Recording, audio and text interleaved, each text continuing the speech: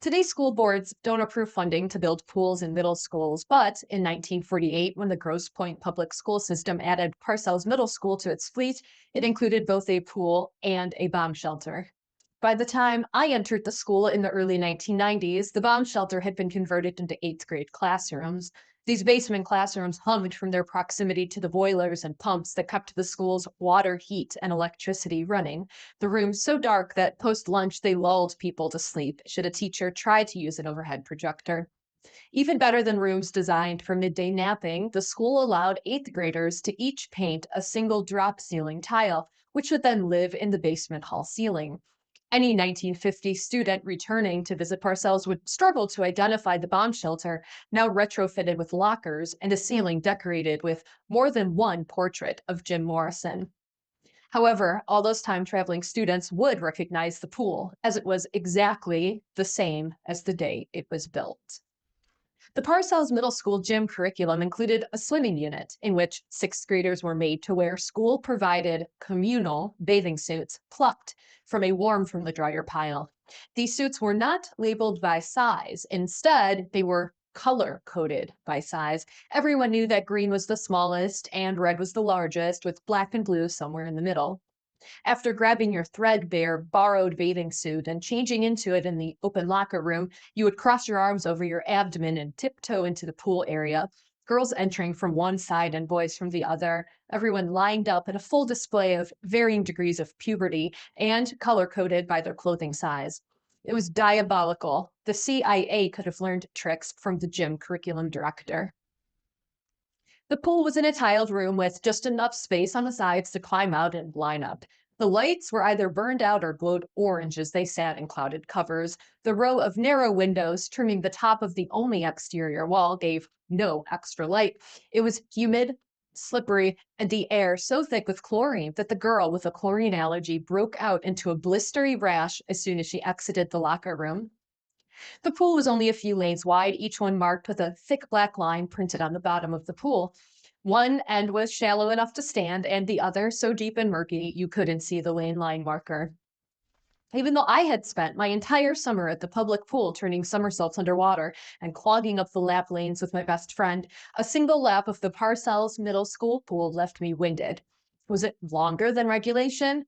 Was the chlorine to oxygen ratio slowly choking me out? Was anyone else having the same struggle? A few people found fun in the pool. Boys who liked to push each other seemed to enjoy the swimming unit. Treading water, we bobbed, spitting mouthfuls of the chemical laced water at each other when the teacher wasn't looking. My best friend tried to copy the underwater somersaulting skills she perfected over summer in this environment. I opened my eyes and I'm blind. I'm like blind now, she said as she tried to rub the middle school pool water off of her face. I clenched my eyes shut for each plunge underwater. The only relief was when we practiced elementary backstroke, which is slow, beautifully face up, and thanks to underwater ears, quiet. A lap of elementary backstroke was a moment to figure out what illness to fake to get to sit out next week. I didn't have a good excuse to miss class the day we had to dive for the brick, but I wasn't going to dive for the brick. Never. The first problem is I could only dive down about the depth of my own height. My anxiety, which was unknown to me at that time, wouldn't let me get too far from the surface. I had only learned to open my eyes underwater without goggles that summer, and I struggled to do that in our sparkly upper middle class public pool. No way I could do it in this one. Also, being one of only two people in the green bathing suit meant that the brick weighed about one third of my body weight. Additionally, I don't do meaningless things like this. Yet, we all lined up to dive for the brick. The gym teacher dropped 4 bricks into the deep end, and the person in front of me, without seeming to question the whole situation, jumped in, ready to grab that brick. I took a step forward. 3 of the 4 students in the pool surfaced, panting, holding bricks above their heads. The girl in front of me came up, empty handed, looked around, and dove back down. The next step in the challenge was to manage to swim to the shallow end with the brick. 2 of the 3 who could retrieve it were able to do this. The third lost his brick while swimming and had to dive down again to retrieve it.